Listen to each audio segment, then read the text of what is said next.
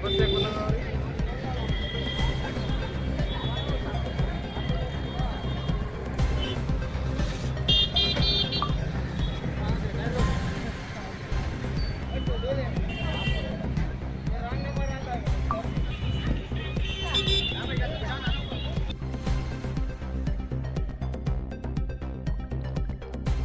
ಮೀಸಲಾತಿ ಹೋರಾಟ ಸುಮಾರು 30 ವರ್ಷಗಳ ಕಾಲಾವಧಿಯಲ್ಲಿ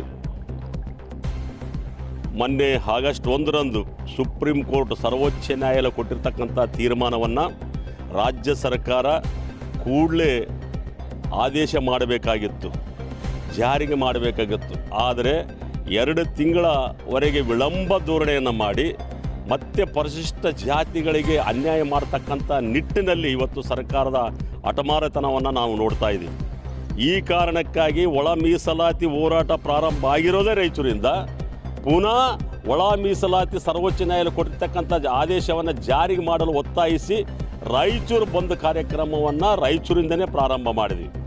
ಇದಾದ ನಂತರ ಇಡೀ ಕಲ್ಯಾಣ ಕರ್ನಾಟಕವನ್ನು ಬಂದ್ ಮಾಡ್ತಕ್ಕಂಥ ಕಾರ್ಯಕ್ರಮವನ್ನು ಕೂಡ ಈಗಾಗಲೇ ಎಲ್ಲ ಜಿಲ್ಲೆಗಳಲ್ಲಿ ಸಭೆ ಸಮಾರಂಭಗಳನ್ನು ಕೂಡ ಮಾಡಿದ್ವಿ. ಇವತ್ತು ರಾಯಚೂರು ಜಿಲ್ಲೆ ಸ್ತಬ್ಧ ಮಾಡುವ ಮೂಲಕ ನಾಳೆ ಬರ್ತಕ್ಕಂಥ ಈ ರಾಜ್ಯದ ಮುಖ್ಯಮಂತ್ರಿ ಸಿದ್ದರಾಮಯ್ಯವರಿಗೆ ಬಂದ್ ಮೂಲಕ ಸ್ವಾಗತ ಮಾಡ್ತೀವಿ. ಕೂಡಲೇ ನಾಳೆ ಸುಗ್ರೀವಾಜ್ಞೆ ಮೂಲಕ ಸರ್ವೋಚ್ಚ ನ್ಯಾಯಾಲಯದ ಆದೇಶವನ್ನು ಪಾಲಿಸ್ತೀವಿ, ಜಾರಿಗೆ ಮಾಡ್ತೀವಿ ಅಂತಕ್ಕಂಥ ಘೋಷಣೆ ಮಾಡಬೇಕು.